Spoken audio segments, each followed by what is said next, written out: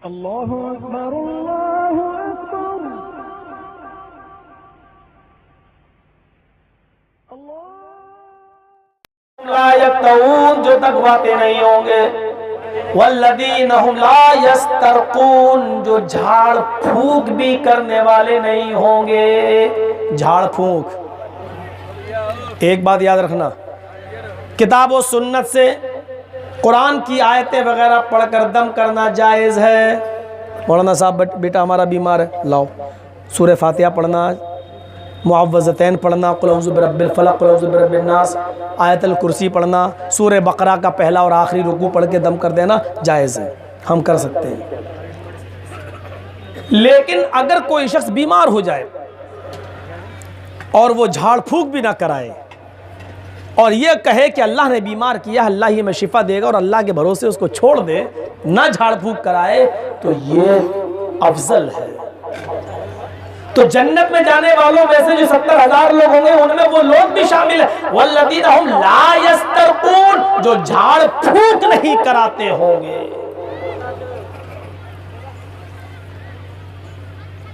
ये आपने एक लिस्ट बताई और उसके बाद फरमाया, और वो लोग जो सिर्फ अपने रब के ऊपर तवक्कुल और अपने रब के ऊपर भरोसा करते होंगे, ये लोग जन्नत में बगैर हिसाब व किताब के जन्नत में जाएंगे। तो वहां एक सहाबी बैठे थे, नाम था उनका उकाशा, कहने लगे अल्लाह के रसूल मेरे लिए दुआ कीजिए, अल्लाह ताला मुझे उन 70,000 लोगों में शामिल कर ले, मुझे भी जन्नत में बगैर हिसाब व किताब के जाने वालों में मुझे भी शामिल कर ले। अल्लाह के नबी ने फरमाया अंत मिनहुम या उकाशा, आए उकाशा तुम उन्हीं लोगों में से हो, आए उकाशा तुम भी बगैर हिसाब व किताब के जन्नत में जाओगे। जब उकाशा को जन्नत की बशारत दे दी तो एक और सहाबी उठे, कहा अल्लाह के रसूल मेरे लिए भी दुआ कीजिए कि मुझे भी अल्लाह बगैर हिसाब व किताब के जन्नत में दाखिल कर दे। आपने कहा सबक़का उकाशा, उकाशा के बाद अब किसी के लिए दुआ नहीं की जाएगी, उकाशा सबक ले गया, उकाशा ने पहल कर ली है, हमने उसको जन्नत की बशारत दे दी, अब तुम सब लोग उनमें से बनने की कोशिश करो। अगर ऐसे ही हम सबको कहने लगे तुम जन्नती बगैर हिसाब व किताब के, तो 70,000 तो यही हो जाएंगे। जबकि कयामत तक 70,000 लोग, आप लोगों में से कयामत तक 70,000 लोग उनमें से बगैर हिसाब व किताब के जन्नत में जाएंगे। ये जन्नत के दरवाजे हैं। ऐसे ही वो आदमी, सोचिए यहां कितने लोग ऐसे होंगे जिनके छोटे बच्चे 2 साल के, 4 साल के, 5 साल के, 3 महीने का, 5 महीने का इंतकाल कर गया, होंगे ऐसे लोग। अल्लाह के नबी फरमाते हैं कि जिनका छोटा बच्चा 2 महीने, 3 महीने, 4 महीने, 5 महीने, 1 साल, 2 साल, 4 साल, 5 साल, 7 साल, 8 साल, 10 साल का जो बच्चा उठा लिया गया, हमने ले लिया, और उसने अपने बच्चे के इंतकाल पर सब्र कर लिया, चीखा नहीं, चिल्लाया नहीं, रोया नहीं, गिड़गिड़ाया नहीं, वावेला नहीं बचाया, मातम नहीं किया, नौहा नहीं किया, तो जानते हो ये छोटे छोटे बच्चे कयामत के दिन किस हाल में आएंगे। लहू दावीसुल जन्ना, ये जन्नत के अंदर बेहिसाब किताब टहल रहे होंगे, बिला झिझक जहां चाहेंगे घूमेंगे फिरेंगे। जब मैदान महशर होगा, सब लोगों का हिसाब व किताब हो जाएगा, कुछ लोगों को जहन्नम में जाने का हुक्म दे दिया जाएगा, ये जहन्नम में जाने लगेंगे। अल्लाह ताला फरमाएगा इन जहन्नमियों में से कुछ माँ बाप हैं जिनके बच्चे जन्नत के अंदर घूम रहे हैं, जन्नत के अंदर टहल रहे हैं, हमने इन माँ बाप से उनके छोटे छोटे बच्चे हमने दुनिया में छीने थे। आए फरिश्तों, इन आदमियों को, इन मर्दों को जहन्नम में डालने से पहले, इन औरतों को, इन मर्दों को जहन्नम में फेंकने से पहले इनके बच्चों से मिलवा दो। ये बड़ा जुल्म होगा अगर हमने इनके बच्चों को इस दुनिया में छीना था और अब इनके माँ बाप से उनको ना मिलवाऊं। आए फरिश्तों, जन्नत से उन बच्चों को लेकर आओ और इन जहन्नमी माँ बाप को, जो जहन्नम में जाने वाले हैं, उनके माँ बाप से इन बच्चों को मिलवा दो। जहन्नम में जाने से पहले कम से कम वो अपने बच्चों से मिल लें। फरिश्ते उन छोटे छोटे बच्चों को लेके आएंगे, कोई 2 महीने का, कोई 4 महीने का, कोई 1 साल का, कोई 2 साल का, कोई 10 साल का। जब वो बच्चे अपने माँ बाप से मिलेंगे और उनको पता चलेगा ये मेरे माँ बाप हैं, तो वो अपने माँ बाप का दामन पकड़ लेंगे। लम युफारी कहा, फिर वो अपने माँ बाप के दामन को छोड़ने का नाम नहीं लेंगे। अल्लाह हुक्म देगा, फरिश्तों इन बच्चों को जन्नत में ले जाओ और इनके माँ बाप को जहन्नम में डाल दो। वो छोटे छोटे बच्चे अपने माँ बाप का दामन पकड़े हुए होंगे और कहेंगे, अल्लाह ये तेरा कैसा इंसाफ है, दुनिया में भी तूने मुझसे मेरे माँ बाप छीने और आखिरत में भी तू मुझसे मेरे माँ बाप छीन रहा है। आय अल्लाह, अगर आखिरत में भी छीनना था तो दुनिया में क्यों छीना? और अगर आय अल्लाह दुनिया में अगर इनको जहन्नम में ही डालना था तो फिर मुझे तूने दुनिया में इनकी जिंदगी में क्यों उठा लिया? आय अल्लाह, दुनिया में भी तूने मुझसे मेरे माँ बाप छीने और आखिरत में भी तू उनको दूर कर रहा है। आय अल्लाह, मेरे माँ बाप को तू जहन्नम में दाखिल न कर। लम युफारी कहा, अपने माँ बाप के दामन को वो छोड़ेंगे नहीं, अपने माँ बाप से चिपक जाएंगे, चिमट जाएंगे। इतने में आवाज आएगी गैब से, आए फरिश्तों, मैंने इन छोटे छोटे मासूम बच्चों की दुआ सुन ली है, इनकी अपील और गुजारिश को मैंने एक्सेप्ट कर लिया है। आए फरिश्तों, मैंने अपने इन गुनाहगार बंदों के गुनाह को माफ कर दिया है। आए बच्चों, आए छोटे छोटे बच्चों, जाओ अपने माँ बाप को उंगली पकड़कर, अपने माँ बाप का हाथ पकड़कर तुम अपने माँ बाप को जन्नत में ले जाओ। आए बच्चों, जाओ अपने माँ बाप को जन्नत के अंदर ले जाओ। मैंने तुम्हारी सिफारिश कबूल कर ली है और तुम्हारी सिफारिश की वजह से तुम्हारे माँ बाप को बख्श दिया है। आए इन बच्चों के माँ बाप, जाओ, तुम अपने बच्चों की मासूम दुआओं की वजह से बख्शे जा रहे हो, जाओ मैंने तुम्हें बख्श दिया है, इनको जाओ जन्नत के अंदर ले जाओ। और वो बच्चे अपने माँ बाप को जन्नत में ले जाएंगे। ये सब्र का नतीजा है। अपने बच्चों के इंतकाल पर गिड़गिड़ाकर रोना, चीखना, चिल्लाना, मातम करना और गले फाड़ फाड़ के बयान कर करके रोने वाले नहीं जाएंगे। सब्र करने वाले अपने अल्लाह की अमानत थी, अल्लाह ने ले ली। ये बच्चे, इन बच्चों के ऊपर सब्र करने वाले माँ बाप, ये उनके बच्चे उनको जन्नत के अंदर ले जाएंगे। तो मेरे प्यारे साथियों, जन्नत में ले जाने वाले अमाल करो। अल्लाह के रसूल ने ऐसे अमाल हमें बताए हैं जो हमें जन्नत में ले जाएं। उनकी पूरी एक लिस्ट मौजूद है। हमें चाहिए कि हम उसके ऊपर अमल करें, हमें चाहिए कि हम उसके ऊपर अमल करें। जैसे एक लिस्ट में ये नाम भी आता है कि हजरत मोहम्मद रसूलुल्लाह सल्लल्लाहु अलैहि वसल्लम सहाबा की मजलिस में बैठे हुए थे। कई सहाबा थे। आपने पूछा, तुम में से कौन आदमी आज रोजे से है? किसने आज रोजा रखा हुआ है कोई नफली रोजा, फर्ज रोजा नहीं। तुम लोगों में से आज किसी ने रोजा रखा है? तो नफली रोज़ा उस दिन कोई नहीं रखा था सिवाय अबू बकर के। उठे, कहने लगे, अय अल्लाह के रसूल, मैंने आज रोज़ा रखा है। आपने कहा अबू बकर बैठ जाओ। हजरत अबू बकर बैठ गए। अल्लाह के नबी ने दूसरी बात पूछी, तुम लोगों में से कौन है जिसने आज किसी फकीर को, किसी मिस्कीन को खाना खिलाया हो? फिर हजरत अबू बकर सिद्दीक उठे और कहने लगे, अल्लाह के नबी, मैंने खाना खिलाया है। मेरे हिस्से का खाना बचा हुआ था, मैं रोजे से था। मेरे दरवाजे पर एक फकीर आया। मैंने कहा, मैं क्या खाना खाऊं, मैं तो रोजे से हूँ। ये फकीर भूखा है। मैंने अपना खाना उस फकीर को दे दिया। आपने कहा, अबू बकर तुम बैठ जाओ।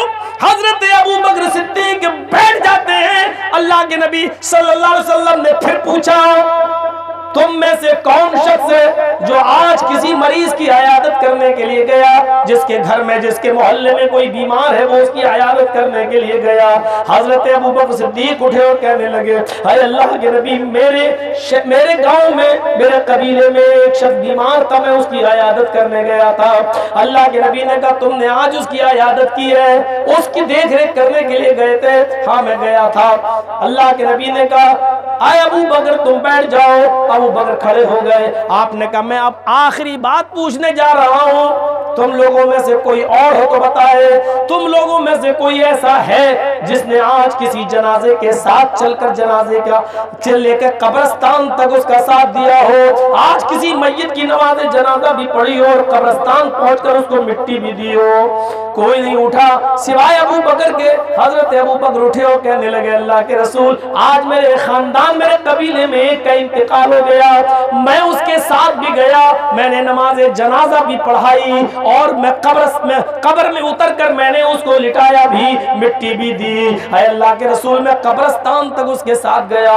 अल्लाह के नबी कहते हैं आए अबू बकर तुम बैठ जाओ। अबू बकर बैठ गए और अब अल्लाह के रसूल खड़े हो गए और आपने फरमाया लोगों ये 4 खूबियां जिस इंसान के अंदर दाखिल हो जाए, जो नफली रोजा भी रखा हो, जिसने किसी मोहताज और गरीब को खाना भी खिलाया हो, जिसने किसी मरीज की आयादत भी की हो और जिसने किसी जनाजे के साथ चलकर उसको कब्रिस्तान तक पहुंचाकर दफन भी किया हो, जिसके अंदर 4 ये चीजें दाखिल हो जाए, लम यमनहु मिन दुखूलिल जन्ना, ऐसे आदमी को जन्नत में जाने से कोई चीज नहीं रोकती है, ऐसे शख्स को जन्नत में जाने से किसी कोई चीज माने नहीं हो सकती है। ऐसा शख्स जन्नत के अंदर हर हाल में दाखिल होगा, जन्नत के अंदर हर हाल के अंदर दाखिल होगा, ऐसा शख्स जन्नती है। ये 4 खूबियां हम और आप चाहें तो अपने अंदर पैदा कर सकते हैं।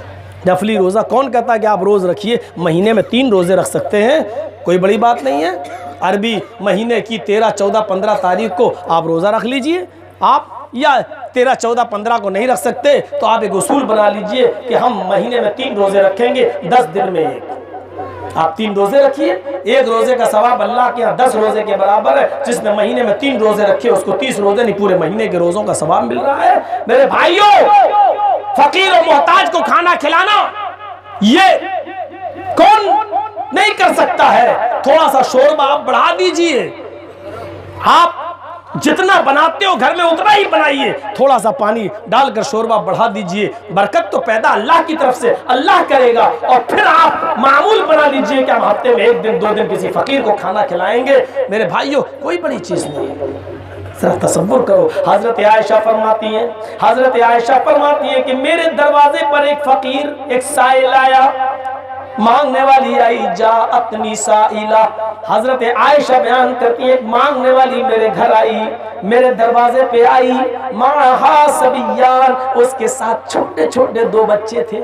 सुनिए, उसके साथ छोटे छोटे 2 बच्चे थे, छोटे छोटे 2 बच्चे।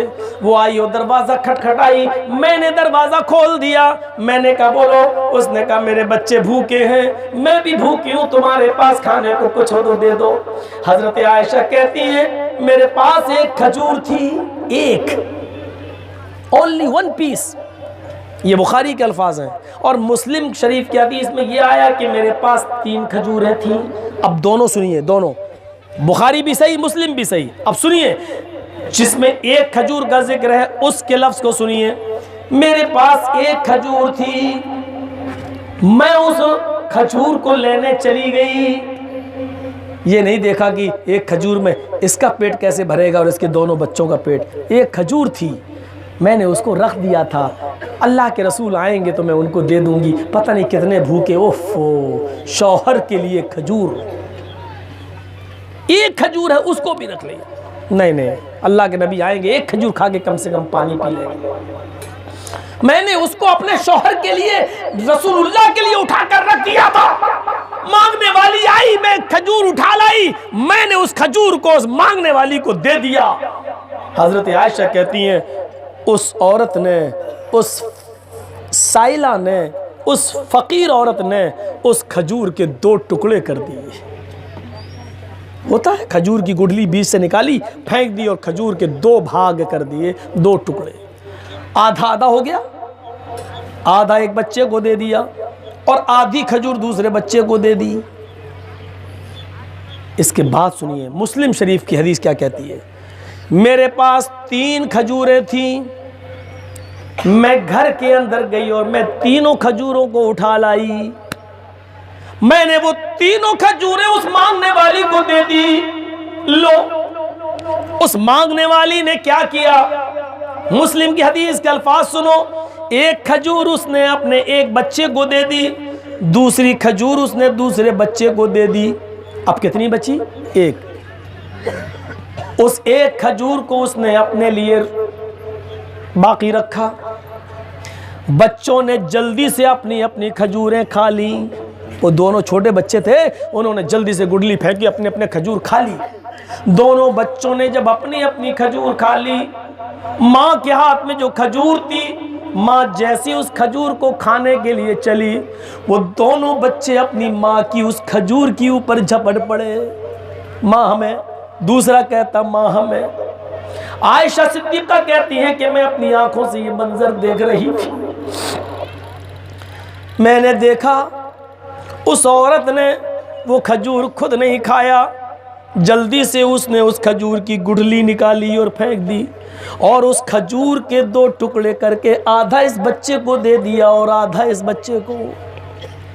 बच्चों ने अपनी अपनी खजूरें खा ली, माँ की खजूर पे झपटे तो माँ की मोहब्बत को ये गवारा नहीं हुआ कि बच्चे भूखे रह जाएं और मैं खा लूँ। तो माँ ने उस खजूर के 2 टुकड़े कर दिए, आधा इसको, अपने हिस्से की खजूर को भी आधा आधा कर दिया, आधा इसको आधा इसको।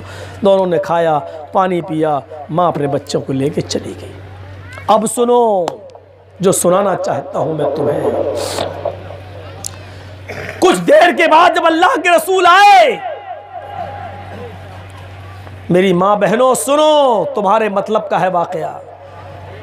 बहुत जलेबी खरीद चुकी हो जलसे में आकर, बहुत मार्केट घूम ली हो तुम, बहुत अपने कपड़े और अपनी चूड़ियां और अपनी चप्पलें दिखा चुकी हो तुम, नुमाइश कर चुकी हो। अगर फुर्सत मिल गई हो इन तमाम खुराफातों से तो मौलवी जर्जीस की ये थोड़ी सी नसीहत सुन लो। अल्लाह के रसूल आए, हजरत आयशा ने पूरा वाकया सुना दिया। घर में कुछ नहीं है, मांगने वाली आई, मैंने 3 खजूर उसको उठा कर दे दिया। आपने कहा आयशा तुमने अच्छा किया। कहा लेकिन अल्लाह के नबी आज मुझे बड़ा दुख हुआ उस औरत की भूख को देखकर। अच्छा क्या हुआ? कहा अल्लाह के नबी, उस औरत को जब मैंने 3 खजूर दिए, मेरी आंखों के सामने उस औरत ने एक एक खजूर दोनों बच्चों को दे दिया। एक खजूर उसने अपने खाने के लिए रखा, बच्चों ने अपनी खजूरें खा ली। जब मां अपनी खजूर खाने को चली तो बच्चे अपनी मां की खजूर पर झपट पड़े। फिर मां की ममता जोश में आई, मां ने अपनी खजूर को 2 टुकड़े करके आधा आधा दोनों बच्चों को दे दिया और खुद कुछ नहीं खाया। जानते हो इसके बाद अल्लाह के रसूल ने क्या फरमाया? आयशा क्या तुमने ये मंजर अपनी आंखों से देखा है? हाँ। आयशा क्या तुमने 3 खजूर उस औरत के हाथ में दिए थे? हाँ। क्या उसने तुम्हारी आंखों के सामने एक एक खजूर अपने दोनों बच्चों को दे दिए थे? हाँ।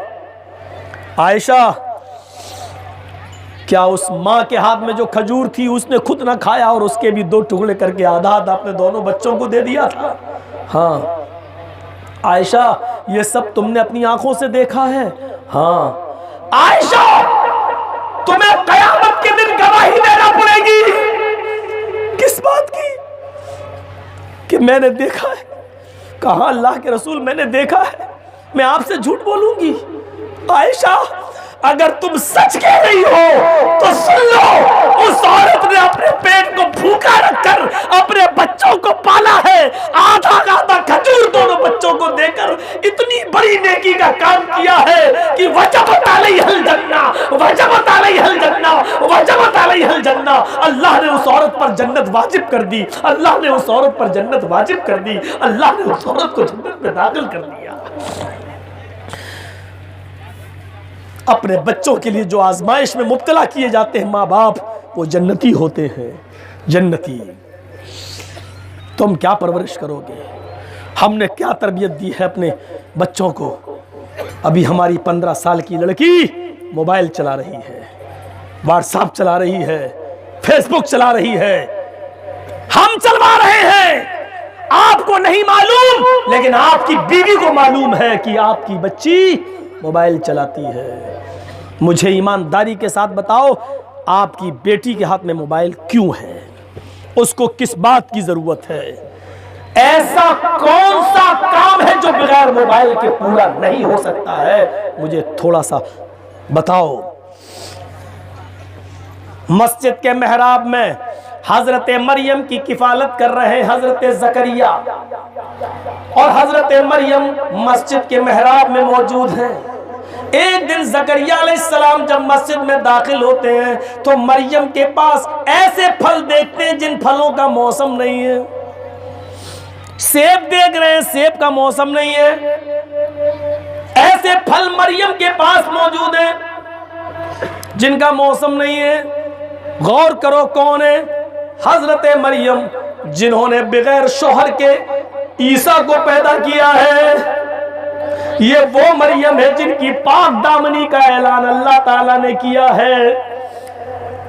ईसा अलैहिस्सलाम को बगैर बाप के पैदा किया मरियम के पेट से, और जब इल्जाम लगे उनके ऊपर तो उनकी पाक दामनी का ऐलान अल्लाह ताला ने खुद किया है कि मरियम पाक दामन है, उनको किसी मर्द ने छुआ नहीं है। वो बच्चा ईसा को पैदा किया है वो मेरी कुदरत कामिला से हुआ है, उसमें मरियम का कोई दखल नहीं है। सिर्फ कोख मरियम की है, पेट मरियम का है। हुक्म मेरा था पैदा होने के लिए ईसा का, ईसा को बाहर आने के लिए हुक्म मेरा था।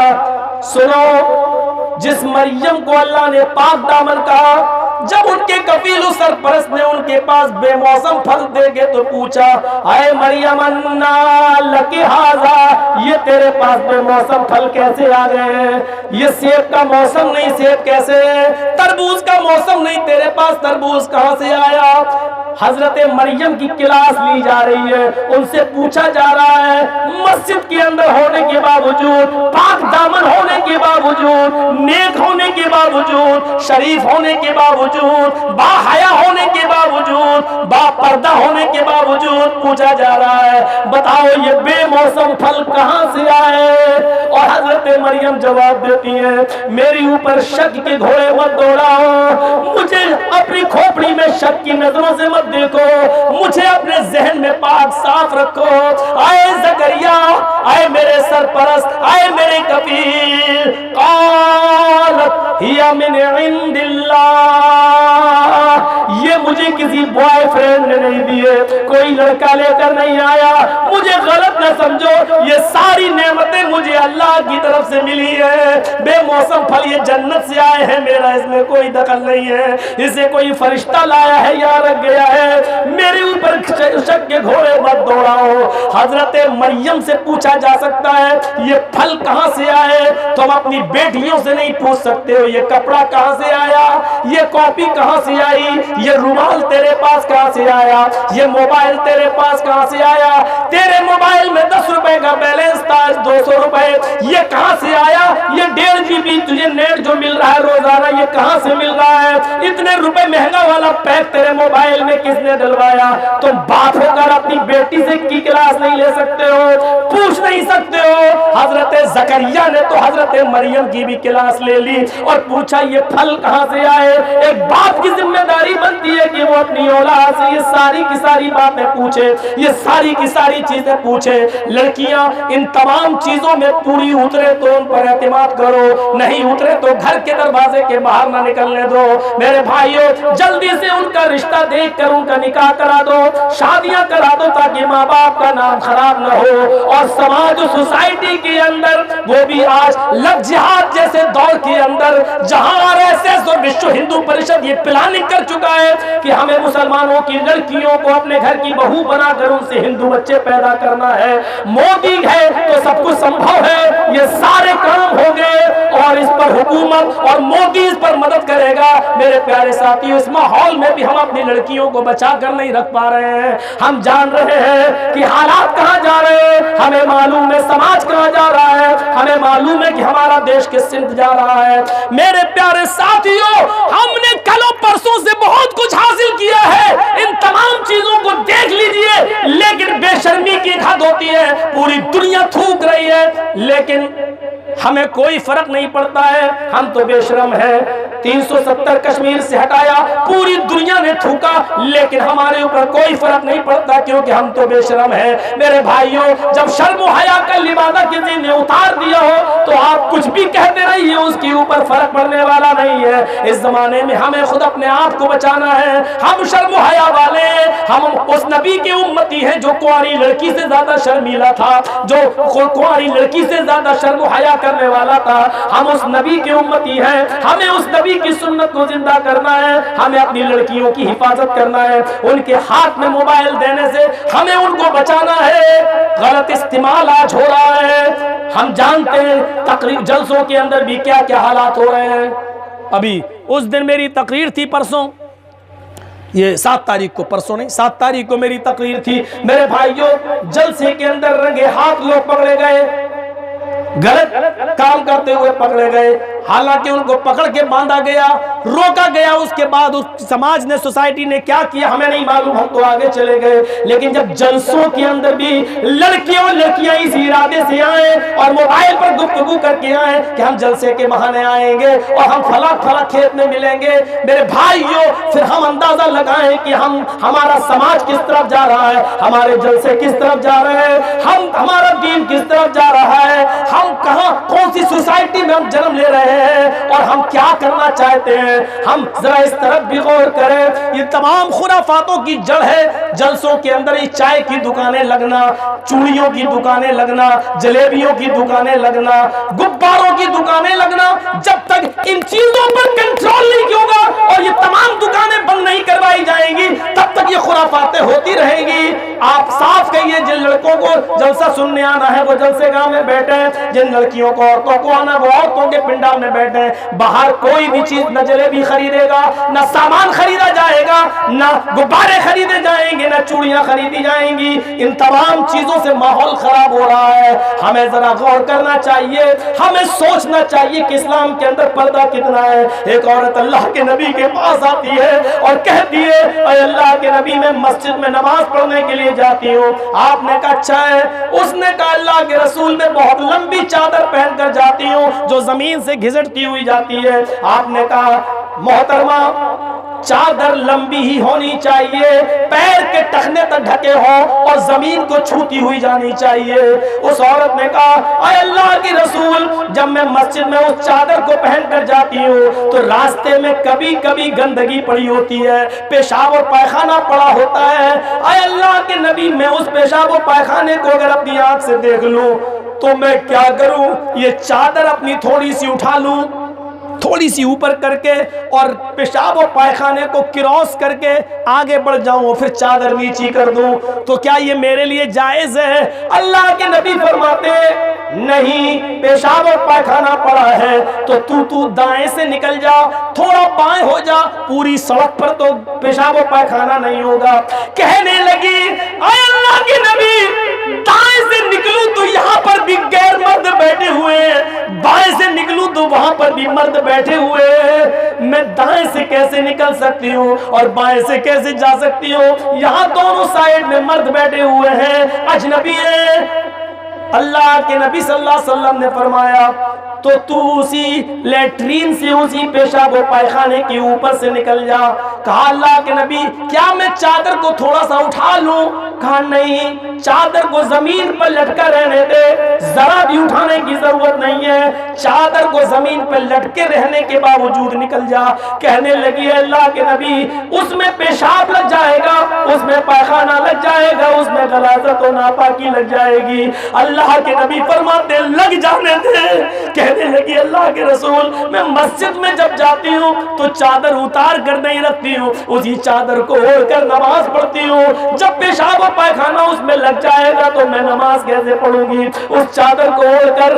आपने क्या हिकमत बताई? फरमाया, आए खातून, जब पेशाब और पायखाने के ऊपर से तू निकलेगी और पेशाब और पायखाना तेरी चादर में लगेगा, यकीनन तेरी चादर गंदी होगी, लेकिन जब तेरी चादर जमीन पर रगड़ती हुई जाएगी तो पेशाब और पायखाना जब तेरी चादर को नापाक कर देगा, तो जब तू आगे बढ़ेगी तो जमीन पर पाक मिट्टी पड़ी हुई है, उस पाक मिट्टी पर जब तेरी चादर रगड़ेगी तो जमीन पर पड़ी हुई पाक मिट्टी तेरी चादर को पाक कर देगी, पेशाब और पायखाने को पाक कर देगी, तेरी चादर पाक हो जाएगी और तू उसी चादर में नमाज पढ़ ले। लेकिन मैं ये इजाजत नहीं दे सकता कि थोड़ी सी चादर ऊपर कर ले, इतनी भी टखना भी तेरा दिख जाए, इतनी भी इजाजत नहीं।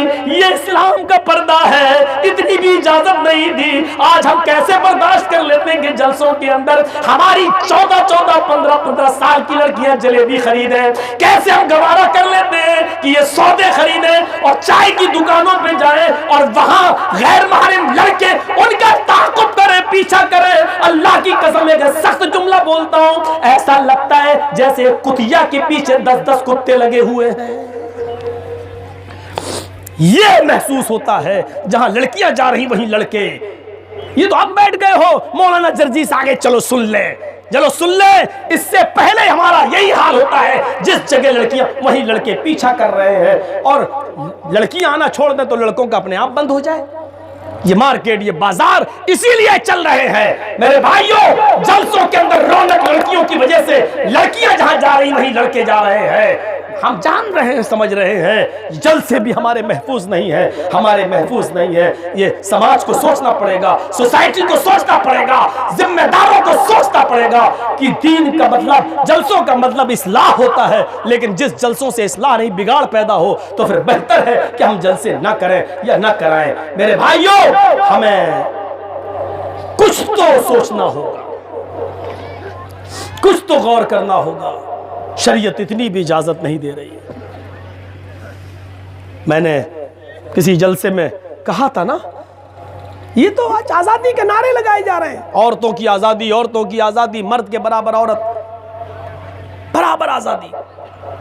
तुम कितनी ही आजादी दे लो, मर्द के बराबर लाकर खड़ा कर दो, लेकिन ये फैक्ट है कि औरत मर्द के बराबर नहीं हो सकती है।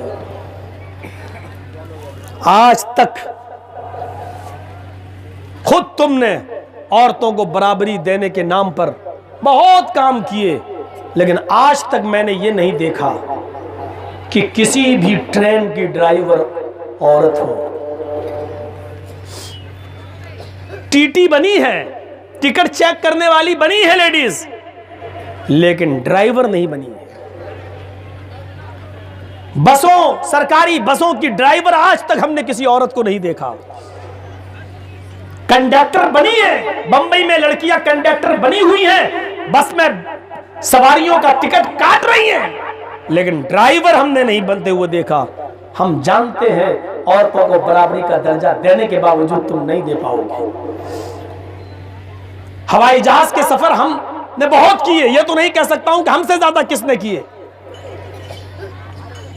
बहुत किए, लेकिन हमने हवाई जहाज का पायलट मर्द को ही देखा है।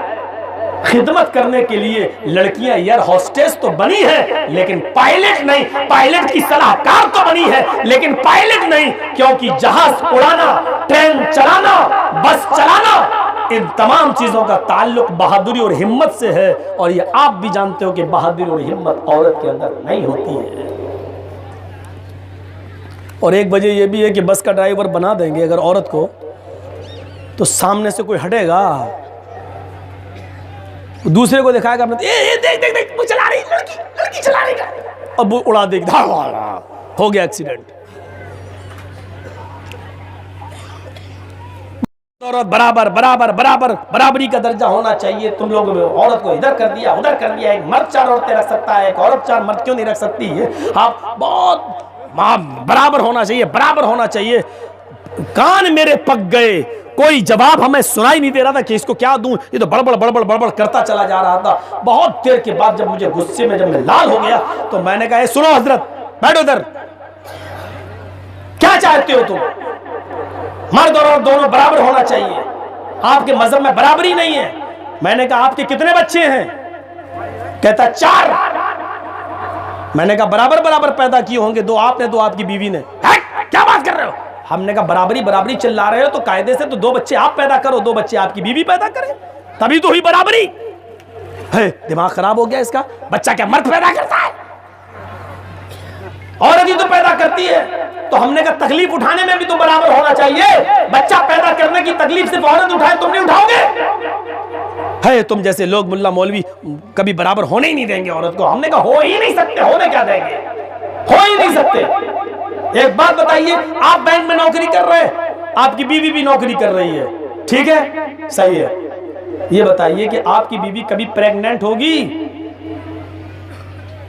बताइए। अब 6 महीने के बाद जब उसका पेट बड़ा होगा तो अब वो किस तरीके से जाएगी बैंक में? छुपा के लोड़ के ऐसे करके फिर बैठती है। उस वक्त उसको आराम की जरूरत होती है, वो बैंक की नौकरी करेगी। फिर 3 महीने वो किस तरीके से नौकरी करेगी, 9 महीने तक। फिर पैदाइश के बाद वो बैंक में कैसे आएगी? फिर बच्चे की पैदाइश के बाद माँ का काम होता है कि बच्ची की तरबियत के लिए खुद घर में रहे। अब उसको नौकरानी पाल रही है, भूख लग रही है तो दूध नौकरानी पिला रही है। और डब्बे के दूध पी पी कर हमारे बच्चे ऐसे डब्बे बने कि बड़े होकर अपने बाप को जूते मार रहे हैं और अपनी माँ की नाफरमानी कर रहे हैं। ईमानदारी के साथ बताइए कि आज समाज में ऐसा हो रहा है। हमने जब तरबियत ही नहीं दी, तरबियत ही नहीं, कहां से? जबकि माँ होती है। माँ, किसी ने अफसाना लिखा था, मैंने बहुत पहले पढ़ा, हालांकि वो फर्जी था, झूठा था, लेकिन उसमें इबरत थी बहुत बड़ी कि एक आदमी को बड़ा इश्क और प्यार का भूत चढ़ गया किसी लड़की से, शादी के लिए दीवाना था। और जब लड़की ने देख लिया कि यह आदमी मेरे चक्कर में लड़का पागल हो चुका है, तो उसने एक शर्त लगाई, मुझसे शादी करना चाहता कि हाँ, तो सुन मेरी एक शर्त है। का क्या? अपनी माँ का कलेजा काट के पहले मेरे पास ला, तब शादी करूंगा। उसने कहा यार क्या मांग रही हो तुम? मैं अपनी माँ का इकलौता बेटा हूँ, मेरी माँ मेरे सेवा का वो कुछ नहीं जानती हो। अगर तुझे मुझसे प्यार है तो अपनी माँ का कलेजा काट। वो घर आया, घर आने से पहले दरवाजे पे खड़ा होकर सोचने लगा, अल्लाह मैं क्या करूँ, लड़की खूबसूरत है, मैं उसके बिना रह नहीं सकता, वो माँ मेरी माँ है। फिर सोचता है कि बुढ़ी हो गई, आंखों से अंधी है, पैरों से लंगड़ी भी है, चलती कम है, लाठी लेके चलती है, आज नहीं तो कल मर जाएगी, तो क्यों ना इसको मार डालूं, महबूबा तो कम से कम मिल जाएगी। अंदर घुसता है, दरवाज़ा खटखटाता है। माँ ने रात में दरवाज़ा खोला, बेटे इतनी रात में क्यों आते हो? जब तक तुम आते नहीं मैं सोती नहीं हूँ। उसने कहा अरे हो गई देर। अंदर घुसा, चाकू निकाला और उसने अपनी माँ का कत्ल कर दिया और पेट फाड़ा और कलेजा निकाल लिया। एक प्लेट पर कलेजा रखा और उस कलेजे को लेकर आगे बढ़ा। उस कलेजे को लेकर जैसे ही आगे बढ़ा और अपनी महबूबा को देने के लिए जाना चाहता है, जल्दी जाना चाह रहा है कि जितनी जल्दी चला जाऊं मेरी महबूबा खुश हो जाएगी। जल्दी का काम कहते हैं शैतान का। जैसी महबूबा के घर के दरवाजे के करीब पहुंचा, उसको ठोकर लगी, जमीन पर गिर गया, कलेजा वहीं और प्लेट लुढ़कती हुई नाली में चली गई। जल्दी से खून साफ करा दांत से, ऐसे होंठ से पूछा और जल्दी से अपने प्लेट को पकड़ता है, उठाता है, प्लेट को धोता है, वहीं पास में हैंड पाइप या कुआं था उस पानी से धोता है और कलेजे को उठाकर जैसे ही प्लेट पर रखता है, हाथ से कलेजा उठा रहा है, प्लेट पर रखता है, कलेजे से आवाज़ आती है, बेटे गिरते हुए चोट तो नहीं लगी? कलेजे से आवाज आती है, बेटे तुम गिर गए थे, गिरते हुए चोट तो नहीं लगी? मैं जानता हूं ये अफसाना है, लेकिन हकीकत यही है कि माँ का दिल ऐसा ही होता है। तुम कितना सताओ, कितनी तकलीफें दो, लेकिन जब उसको पता चलता है कि मेरा बेटा तकलीफ में है तो उसकी रात की नींद उड़ जाती है, उसको सुकून नहीं मिलता। मुझसे पूछो, जब मैं 4 महीने जेल में रहा तो वो 4 महीने मेरी माँ ने किस तरह गुजारे, मैं वो दिन भूल नहीं सकता। सब कुछ आराम ठीक, जेल में नमाज भी पढ़ाता था, जुमे का दिन आता, खुतबा भी देता था, जेलर हमें अच्छा खाना भी देता, सब कुछ ठीक, लेकिन माँ माँ होती है। उसके कलेजे ने गवारा नहीं किया कि जेल में आए। कहती मेरी हिम्मत नहीं पड़ेगी अपने बेटे को जेल में देखने की, नहीं गई। बहुत बुलवाया मैंने लोगों से, बुलाओ माँ को मिलवा दो, दिखा दो मैं खुश हूं, नहीं आई। रोती रही, तहज्जुद पढ़ती रही, दुआ करती रही। जिन दुश्मनों ने मुझे जेल की सलाखों तक पहुंचाया, आज वो खुश नहीं है। आज नौबत यहां तक आ गई कि उनके घर की जमीनें तक बिक गईं। कोई आदमी ये ना सोचे कि हम किसी का पीछा करते हैं, दौड़ाते हैं, उसको सताते हैं तो वो थक रहा है। तुम जिसको दौड़ा रहे हो, जितना वो थक रहा है उतना तुम भी थक रहे हो। जितना वो भाग रहा है उसको पकड़ने के लिए, उसका पीछा करने के लिए, उससे ज्यादा ताकत तुम लगा रहे हो, तुम उससे ज्यादा थक रहे हो। मेरे भाइयों, ये मां का कलेजा होता है, मां का। हजरत अलकमा का वाकया सुने, बीवी की बात ज्यादा मान ली और मां को कुछ उल्टा सीधा बोल दिया। तुम लड़ती रहती हो हमारी बीवी से, चैन से नहीं रहने देती हो। इतना कहना था। अलकमा की बीवी ने कहा, अलकमा तू अपनी बीवी की बातों में आ गया और मां का दिल दुखा रहा है। अलकमा की मां नाराज हो गया, अलकमा को छोड़ के कहीं और चले गए। यहां अलकमा बीमार हो गए। हदीस के अल्फाज से इतने बीमार हुए कि उनकी जागनी का आलम आ गया, उनकी आवाज बंद हो गई। अल्लाह के रसूल को पता चला तो आप भी देखने के लिए आए, लेकिन अलकमा से कहते हैं, अलकमा ये जागनी का आलम है, लगता है कि इस बीमारी में कोई मुश्किल से बचता है। आए अलकमा तुम अपनी जबान से विर्द पढ़ो, ला इलाहा इल्लल्लाह कहो, शायद अल्लाह ताला तुम्हारी मग़फ़िरत फरमा दे और तुम्हारी रूह आसानी से निकल जाए। अलकमा अपनी जबान से कलमा निकाल दे, लेकिन अलकमा की जबान से कलमा अदा नहीं हो रहा है। अल्लाह के नबी फरमाते कलमा पढ़ो, आए अलकमा बोलो, अलकमा की जबान से कलमा नहीं निकल रहा है। अल्लाह के नबी फरमाते हैं सब दिख रहे हैं लेकिन अलकमा की मां नहीं दिख रही, जिंदा तो है। जवाब दिया हाँ, कहाँ है? अलकमा की मां यहाँ मौजूद नहीं है। जवाब मिला कि अलकमा की मां अलकमा से नाराज है। अल्लाह के नबी फरमाते हैं यही वजह है, माँ की नाराजगी की वजह से अलकमा की जबान से कलमा अदा नहीं हो रहा है। माँ को बुलाओ। एक आदमी को भेजा, कासिद गया, माँ को बुलाया। माँ कहती है कि क्यों?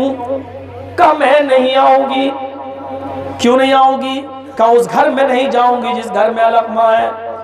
जवाब दिया कि अलकमा बहुत बीमार है, मरने के करीब है, उसकी रूह निकलने वाली है, कम से कम आखिरी वक्त में अपने बेटे को देख लो।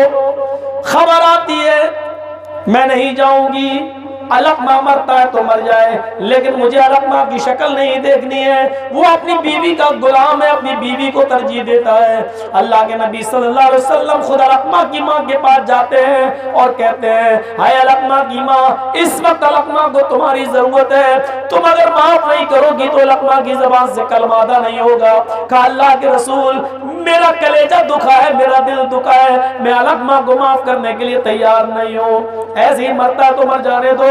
अल्लाह के नबी ने अलकमा की माँ के सामने सहाबा से फरमाया फिर माँ का नाफरमान अगर मर जाए तो उसकी जनाजे की नमाज मैं भी नहीं पढ़ूंगा और अपने कब्रिस्तान में उसको मैं भी दफन नहीं करूंगा।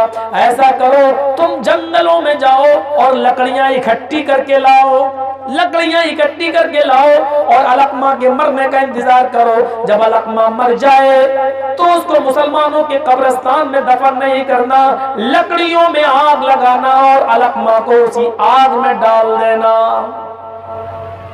उधर अलकमा की मां सुनती है कि मेरे बेटे को जनाजा भी नसीब न होगा, मेरे बेटे को कब्र की मिट्टी भी नहीं नसीब होगी, मेरे बेटे को नबी अकरम मां के नाफरमान का जनाजा पढ़ाने के लिए तैयार नहीं। तो वो चीखती है ऐ अल्लाह के रसूल वो मेरा बेटा है, मैं ये कैसे गवारा कर लूंगी कि उसकी लाश को आग के हवाले किया जाए और कब्र की मिट्टी भी ना मिले। नहीं, मैं सिद्क दिल से उसको माफ कर रही हूँ, चलिए मैं चलती हूँ। जैसे ही माँ अलकमा की माँ लकमा के पास आती है, कहती है बेटे मैंने तुझे माफ कर दिया है। अल्लाह के नबी ने कहा लकमा कलमा पढ़ो। लकमा ने अपनी जबान से कलमा अदा किया, अशहदु अल्ला इलाहा इल्लल्लाह व अशहदु अन्ना मुहम्मदन अब्दुहु व रसूलुहु। कलमा निकलता है लकमा की जबान से और निकलते ही लकमा इंतकाल कर जाते हैं। मेरे प्यारे साथियों, माँ की नाराजगी लकमा की जबान से कलमा अदा नहीं होने दे रही थी, और जैसी माँ ने माफ किया लकमा की जबान से कलमा अदा हो जाता है।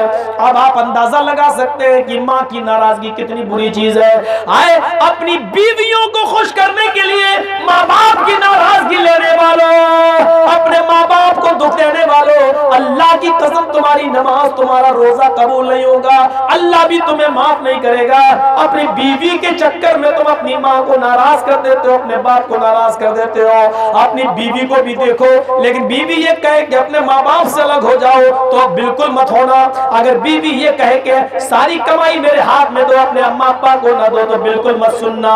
याद रखना, जब तुम कमजोर थे तो तुम्हारे बाप ने तुम्हें पाला पोसा है, बड़ा किया है। आज वो कमजोर है, उनको तुम्हारे सहारे की जरूरत है। आज अपने माँ बाप को तुम अकेला नहीं छोड़ सकते हो। एक सहाबी है, खाने काबा का तवाफ कर रहे हैं और अपनी लंगड़ी लूली और अंधी माँ को अपने पीठ पर लाते हुए उनको भी तवाफ करा रहे हैं, उनको भी तवाफ करा रहे हैं। अपनी बेटी अपनी माँ को और हजरत उमर फारूक से राब्ता हो जाता है, मुलाकात हो जाती है। कहने लगे आए अमीरुल मोमिनीन, आए उमर फारूक, देखो मेरी लंगड़ी लूली और अपाहिज मांदी माँ है, इसने कहा कि मैं उम्रा करूंगी तो मैं इसको तवाफ कराने ले आया हूँ और अपनी पीठ पर लाद कर तवाफ करा रहा हूँ। हजरत उमर ने कहा अल्लाह तुम्हें बरकत दे और तुम्हारी माँ की खिदमत का ये तुम्हें सवाब भी अता फरमाए।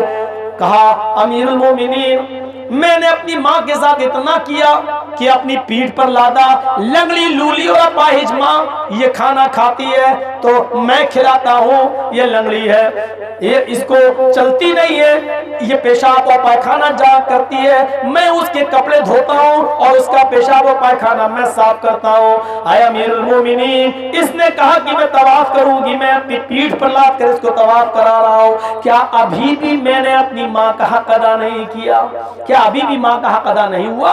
हजरत उमर मुस्कुराते हैं और मुस्कुराने के बाद फिर रोते हैं और रो कर कहते हैं आए इस माँ के बेटे, तू अपनी माँ के हक अदा करने की बात कहता है। जब तेरी माँ तुझे पैदा कर रही थी, जब तेरी माँ तुझे जन रही थी, जब तेरी माँ तुझे बाहर निकाल रही थी, जब तू अपने माँ के पेट से बाहर आ रहा था और दर्द ज़ह में तेरी माँ चीख रही थी, चिल्ला रही थी, उसके मुंह से दर्द की वजह से आह निकल रही थी, तुझे पैदा करते वक्त, तुझे जनते वक्त तेरी माँ की जबान से जो आह निकली, अभी तो तूने अपनी माँ की उस पहली आह का भी हक अदा नहीं किया, पूरी जिंदगी का हक क्या अदा करेगा? अभी तो तूने अपनी माँ की उस पहली आह का भी हक अदा नहीं किया।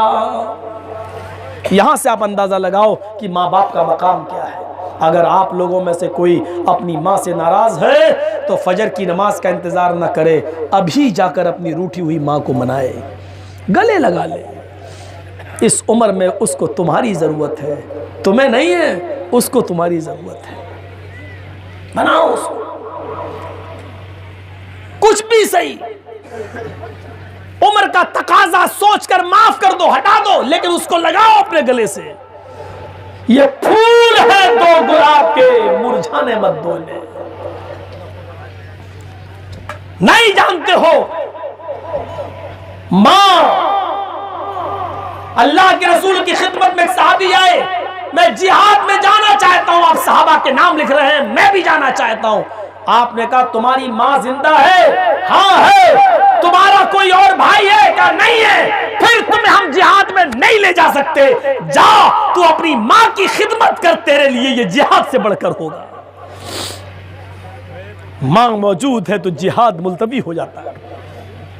जा पहले अपनी मां की खिदमत कर। जिहाद, शहीद के खून का पहला कतरा जमीन पे गिरते ही अल्लाह उसके सारे गुनाह माफ कर देता है। लेकिन मां मौजूद है और कोई दूसरा भाई नहीं है तो मां की खिदमत करना फर्ज हो जाता है। मां। हम देखें, इसलिए बात मां पर आई, बाप पर आई, चली लेडीज से, औरतों से। समाज हमारा कहां जा रहा है? इतनी आजादी हमने अपनी बच्चियों को दे रखी है मेरे भाइयों, ये सही नहीं है। चलिए इतना ही करिए। मेरी बेटी तुम 12वीं में पढ़ रही हो, ठीक है, अब तुम्हें मोबाइल की जरूरत है, बहुत सी चीजें नेट पे देखना होती हैं। आए मेरी बेटी, तुम्हें मैं एक शर्त पर मोबाइल दूंगा। क्या है शर्त? मेरी बेटी, पहली शर्त यह कि तुम 5 वक्त की नमाज पढ़ोगी। दूसरी शर्त यह है कि तुम जब स्कूल जाओगी तो मोबाइल लेकर नहीं जाओगी। मेरी तीसरी शर्त यह है कि मेरी बेटी, तुम घर में 2-4 घंटे मोबाइल, अपने नेट की चीजें, अपने पढ़ाई लिखाई की चीजें देख लो। और चौथी शर्त मेरी बेटी यह है कि ईशा की नमाज के बाद तुम्हें मोबाइल अपने बाप के पास जमा करना होगा। अगर ये बहुत ज्यादा जरूरी हो चुका है तो ये 4 शर्तें लगा कर देखो। मेरे भाइयों, हम कहां कह रहे हैं कि मोबाइल मत दो, आजकल पढ़ाई लिखाई का मोबाइल से जुड़ चुकी है। चलो आप इतना ही करो, आपकी बेटी को जरूरत नहीं है स्कूल ले जाते वक्त मोबाइल की। अब आप सोचिए, स्कूल मोबाइल ले जाएगी तो स्कूल में पढ़ने वाले लड़कों के नंबर भी लिए जाएंगे, और मन चले लड़के भी कहेंगे आप अपना नंबर मुझे दे दीजिए। फिर दोस्ती की भरमार चलेगी, फिर ये बात कैंटीन तक पहुंचेगी और चाय पीने तक में नौबत आएगी। फिर चाय पीते वक्त दो आंखें तुम्हारी, 2 आंखें उसकी, आंखें 4 होंगी, और फिर आंखें जो 4 हुई तो फिर तीर दिल के अंदर उतरेंगे, और जब दिल के अंदर उतरेंगे तो माँ बाप की नाफरमानी करके एक दौर ये आएगा कि फिर होटलों तक बात बढ़ जाएगी। फिर आपकी बेटी स्कूल कहकर जाएगी और स्कूल में नहीं जाकर घंटा गोल करते हुए लड़कों के साथ पार्क में घूमेगी। हो सकता है कि कोई लॉज बुक करके, होटल बुक करके आपकी बेटी अपनी जवानी को बेचती हो और नीलाम भी करती हो, और उस मनचले लड़के के हवाले भी कर देती हो। मेरे प्यारे साथियों, बात फिर यहाँ तक बढ़ेगी और फिर बात आगे बढ़ते बढ़ते अपनी उस सबसे कीमती चीज को बर्बाद कर देगी जिसको इज्जत कहा जाता है, और जिसके बारे में कुरान ने कहा था, कुल्लिल मुमिनाती यग़ुद्दन मिन अब्सारिहिन्ना व यहफ़ज़न फ़ुरूजहुन्ना व ला युब्दीन ज़ीनतहुन्ना। आए मोहम्मद सल्लल्लाहु अलैहि वसल्लम, आप मोमिन औरतों से कह दो, मोमिना औरतों से कह दो कि वो जब कहीं निकले तो अपने निगाहों को नीचा रखें, वयहफ़ज़न फ़ुरूजहुन्ना, अपनी शर्मगाह की हिफाजत करें, वला युब्दीन ज़ीनतहुन्ना, और अपनी जीनत को, बनाओ सिंगार को गैर मर्दों के सामने जाहिर न करें। पॉइंट आखिरी बता रहा हूं आपको, जरा इधर तवज्जो दीजिएगा। कितनी चीजें औरतों पर अल्लाह ताला ने लागू की हैं? 3 चीजें। क्या? कहीं जाएं तो निगाह, आंखें नीची रखें। अब ये 3 चीजें याद रखना, मैं किसी को भी खड़ा करके पूछ सकता हूं ये 3 चीजें क्या हैं। पहली चीज, यग़ुद्दन मिन अब्सारिहिन्ना, जब तुम कहीं जाओ तो निगाह, आंखें नीची रखो, एक चीज। वयहफ़ज़न फ़ुरूजहुन्ना, अपनी शर्मगाह, अपनी इज्जत व आबरू की हिफाजत करो, अपनी शर्मगाह की हिफाजत करो। 2, कितनी चीजें हुई? 2।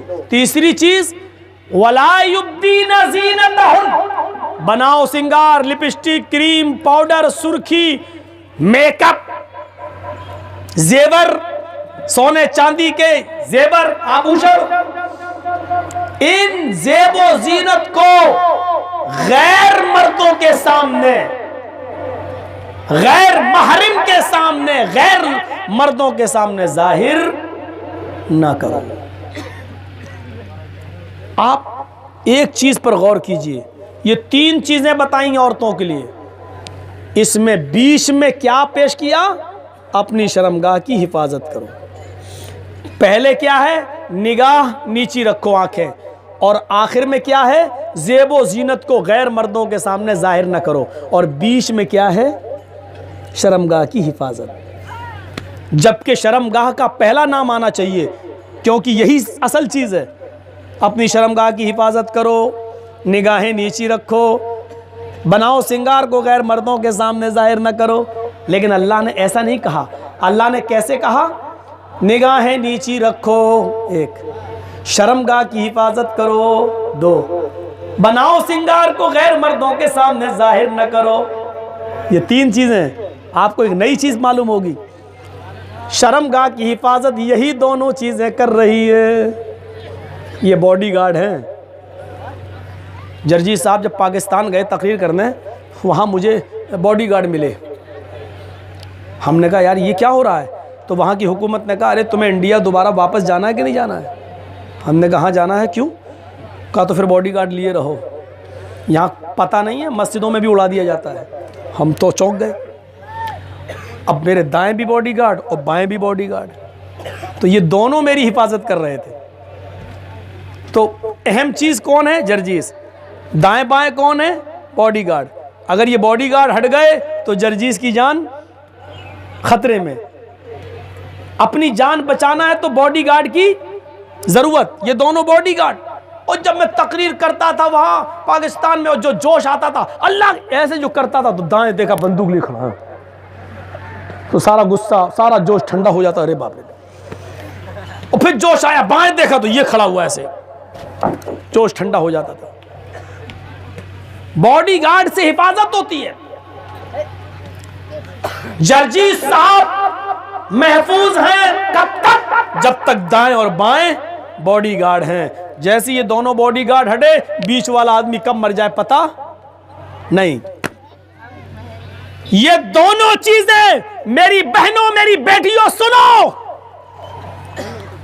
आंखों को नीचा रखना ये तुम्हारा बॉडीगार्ड है। गज़्ज़े बसर, निगाहें नीची रखना। जब तक तुम निगाहों को नीची रखोगी तुम्हारी शर्मगाह की हिफाजत रहेगी। और बनाओ सिंगार को गैर मर्दों के सामने जाहिर मत करो। ये सारे लिपस्टिक, क्रीम, पाउडर, ये सारी चीजें जब तुम गैर मर्दों के सामने जाहिर करना छोड़ दोगी तो तुम्हारी शर्मगाह की हिफाजत रहेगी। ये बीच की चीज जो शर्मगाह है, ये दोनों चीजें महफूज हैं इन दोनों बॉडीगार्ड की वजह से। अगर तुम्हारी निगाहें उठ गई और तुम्हारी ज़ेबो ज़ीनत मंजर आम पर सबके सामने आ गई तो समझ लो कि तुम्हारे बॉडीगार्ड हट गए। तो तुम्हारी इज्जत को भी कोई छलनी छलनी कर सकता है और कभी भी तुम्हारी इज्जत पर टूट सकता है और तुम्हारी इज्जत लुट जाएगी।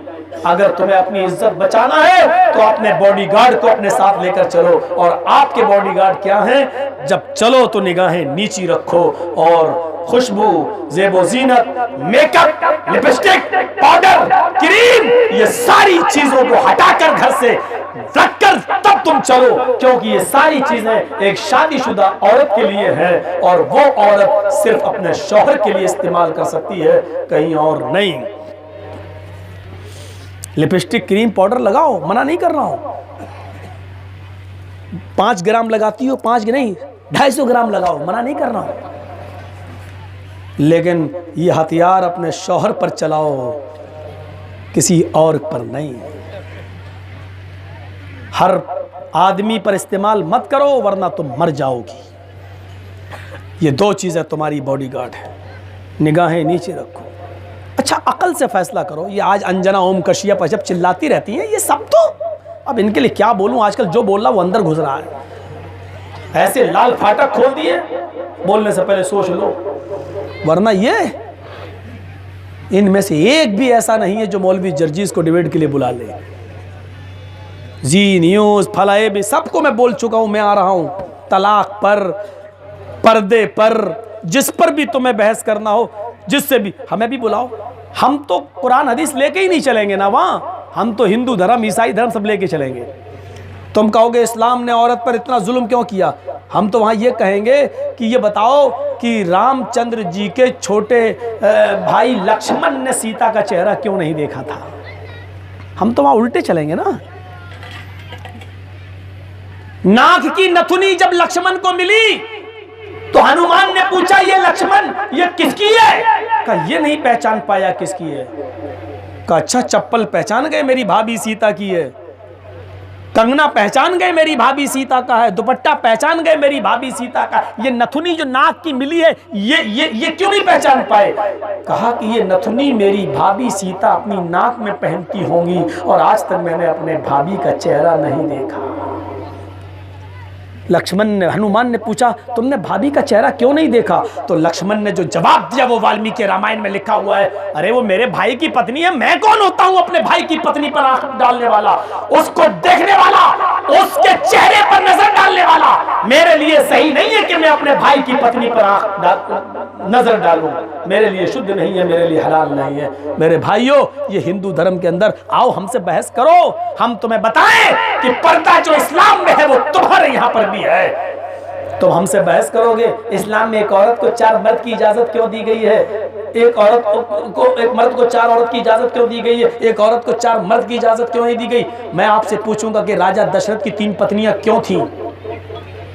हम आपसे पूछेंगे, हम आपसे कहेंगे मुझे बताओ कृष्ण जी की 16,108 पत्नियां क्यों थीं? तब हिंदू लोग 16,000 थी, मोहम्मद साहब की तो 11 ही थी, कृष्ण जी 16,000 रखते थे। तब पता चलेगा, तब। इसलिए मैं कहता हूं हमें लाते ही नहीं, और जो जाते हैं वो सब पैसों में पहले ही बिक जाते हैं। वो सब होते हैं 2-4 जुमले वही बोलते हैं, लगता है मोदी के खिलाफ बोले, लेकिन मोदी के खिलाफ नहीं होते, वो मोदी के फेवर में ही होते हैं। क्यों? उसी बात का उनको 5,000 रुपए मिलता है, उसी बात का उनको 10,000 रुपए मिलता है। मेरे भाइयों, ऐसी बहस जब कभी कभी हम टीवी पे डिबेट देखने लगे तो मैं कहता हूं ये मौलवी हैं, उल्लू के पट्ठों को किसने बिठा दिया इन पर? ये बहस ही नहीं कर पा रहे हैं यहाँ पर, या बोलना कुछ चाहिए, बोल रहे हैं कुछ। ये संबित पात्रा बहुत चलता ना, राम राम राम, आस्था आस्था आस्था। वहां डिबेट में होना ही चाहिए राम कृष्ण। अरे कृष्ण जी खुद 5 टाइम की नमाज पढ़ते थे, बहस किस पे करोगे तुम? और कहेगा हमारे कृष्ण जी के बारे में ऐसा बोलते हो? मैं कहूंगा योगी उज्जीत सतत महात्मान रहस्य स्थित एकाकी चित्तात्म निराशीर परिग्रह, श्रीमद् भागवत गीता अध्याय 6 मंत्र नंबर 10। तर्जमा कर इसका, भागेगा उठ के। ये राम के भक्त बने फिरते हैं, एक मंत्र इनको मालूम नहीं। हम साबित करेंगे कि कृष्ण जी 5 वक्त की नमाज पढ़ते थे। कृष्ण जी ने यहां तक कहा कि पाक जमीन न मिले तो मिर्गा चरम हिरन की खाल पर नमाज पढ़ो। देखा नहीं था उसको? एक बुढ़ा हो गया, सटिया गया, फिर भी मानता नहीं है वो। साक्षी उन्नाव में क्या बोलता है? ए मुसलमाना, गोश्त गोश्त सब बराबर, गाय का खाते हो, भैंस का खाते हो, बकरे का खाते हो, कुत्ते का क्यों नहीं खाते, गधे का क्यों नहीं खाते? अब इसका जवाब ये नहीं था कि वहां जाके कहूं कि इसलिए नहीं खाते कि कुत्ता हमारे धर्म में हराम है, हमारे मजहब में खिंजीर हराम है। अब ये जवाब थोड़ी था वहां। अब वहां जवाब मैं दे के आया तो मैंने कहा सठियाए हुए एमपी, दिमाग काम न कर रहा हो तो बरेली के पागल खाने में इलाज करा ले। हमसे कहता है कि मुसलमानों, गोश्त गोश्त सब बराबर, गाय का भैंस का बकरे का खाते हो, गधे कुत्ते का क्यों नहीं खाते? ये बात मैं तुझसे भी पूछता हूं, हे साक्षी बता, पेशाब पेशाब सब बराबर? मैंने वहां पेशाब नहीं कहा, मैंने कहा मूत मूत सब बराबर। गाय का पी लेते हो, गधे का, कुत्ते का, सुअर का काहे नहीं पीते? जिस दिन इन तमाम जानवरों का दूध पीने, पेशाब पीने लगो, मूत पीने लगो, उसके बाद हमसे कहना कि मीट मीट सब बराबर इनका खाओ, तब हम बताएंगे कि क्या है। दूसरे दिन पता चला बीजेपी वाले सब पुलिस थाने में पहुंच गए, केस दर्ज करो, केस दर्ज करो, केस दर्ज करो। वो एसपी समझदार था, भगाया सबको। भाग साले, पहले अपने सटियाए हुए मंत्री को बोल। उल्टा सीधा पहले वो बोल के गया, जब बोल के गया तो सुन, एफआईआर ही दर्ज नहीं किया। भाग, अगर एफआईआर दर्ज होगी तो दोनों पे होगी। अब उसके ऊपर कैसे एफआईआर दर्ज करा लें? तो कहने लगे कि अरे तो ऐसे बोला जाएगा। ऐसे भी ने कहा, उसने तो फिर भी अच्छी तरह बोला, उसने तो सारे मुसलमानों को ललकारा, ए मुसलमाना। तो ये जवाब होना चाहिए। अब वहां का साहब साहब, अरे लातों की भूत बातों से भागेंगे। साहब साहब साहब, वहां साहब कहोगे तुम इनको? तो मेरे प्यारे साथियों, इस वक्त हमारा मुल्क बहुत अजीब रास्ते की तरफ जा रहा है, और इस रात के अंधेरे में तहज्जुद की नमाज के वक्त आप अल्लाह से दुआ करो कि अल्लाह हमारे मुल्क को बचा ले, हमारे मुल्क की हिफाजत फरमा। हम सबसे ज़्यादा हकदार हैं ये बात कहने की कि हम अपने मुल्क के वफादार हैं। एक बात बताऊं, जितनी कुर्बानी धुएंधार धड़ल्ले से मुसलमानों ने दी है, इनके होश उड़ जाएंगे। अपने सीने पर 60 बम बांधकर पाकिस्तान के टैंकों को तोड़ने वाला कोई हिंदू नहीं था, मुसलमान था। तुम कितना भुलाओगे? तारीख हमेशा दोहराई जाती रहेगी, और जब भी इस कोर्ट के फैसले का हम सम्मान करते हैं, सुप्रीम कोर्ट से जो फैसला आया हमारे खिलाफ ही सही, आया। हमने पहले भी कहा था, आज भी, जो सुप्रीम कोर्ट फैसला करेगा हम मानेंगे, हम मानते हैं। लेकिन इतना याद रखना, जिस जगह पर राम मंदिर बन रहा है, नस्लों पे नस्लें आएंगी। मौलवी जर्जीस के मरने के बाद भी उसकी 7वीं नस्ल भी आएगी, तो यही बोलेगी कि बाबरी मस्जिद की छाती पर राम लला विराजमान है, मस्जिद की जमीन पर राम लला जी रहे हैं, मस्जिद की जमीन पर वो सो रहे हैं, मस्जिद की जमीन पर वो रह रहे हैं। ये सुप्रीम कोर्ट भी कह चुकी है कि ये साबित नहीं कर सका हिंदू पक्ष कि मंदिर तोड़कर बाबर ने मस्जिद बनाई है। मस्जिद 400-500 साल पहले से थी, लेकिन मंदिर तोड़कर मस्जिद बनाई गई, ये साबित हिंदू पक्ष भी नहीं कर पाया। तो जब साबित नहीं कर पाया, तो कयामत की सुबह तक ये दाग, ये धब्बा सारी हिंदू कम्युनिटी और बिरादरी पर लगता रहेगा कि जिस जगह पर तुमने मंदिर बनाया वो पहले मस्जिद थी, और मस्जिद की जमीन पर राम लला सो रहे हैं। हमने तुम्हें सोने के लिए ठिकाना दिया है, हमने तुम्हें सोने के लिए जमीन दी है, रहने के लिए मकान दिया है। तुम्हारे पास तो इतना मकान, इतनी जमीन पूरे हिंदुस्तान में नहीं मिल सकी जो अपने राम को दे सको। हमने वहां दिया है जहां हमारी मस्जिद है, और सब्र का दिल और घूंट पी के हम रह गए, क्योंकि सुप्रीम कोर्ट है। हम उसके फैसले को मानने के लिए तैयार हैं। अल्लाह ताला हमारे मुल्क की हिफाजत फरमाए। हम तमाम मुसलमानों को दीन के रास्ते पे, अभी 2 घंटा मैं वहाँ मरगिया बोल के आया हूँ, फिर आपके सामने भी बोला हूँ। आज डबल प्रोग्राम हो गया मेरा। बस इतनी सी बातें कहकर हम आपसे रुखसत होते हैं। मस्जिद मदरसा जो भी हो, यहाँ ताउन वो सिलसिला जारी रखिएगा। हम अल्लाह से दुआ करते हैं कि अल्लाह जब तक तो हमें जिंदा रख, इस्लाम पर जिंदा रखना, और जब हमारा खात्मा हो तो ईमान पर खात्मा फरमाना। वमा अलैना इल्लल बलागुल मुबीन व आखिरु दावाना अनिल हम्दुलिल्लाहि रब्बिल आलमीन। अस्सलामु अलैकुम व रहमतुल्लाहि व बरकातुहू।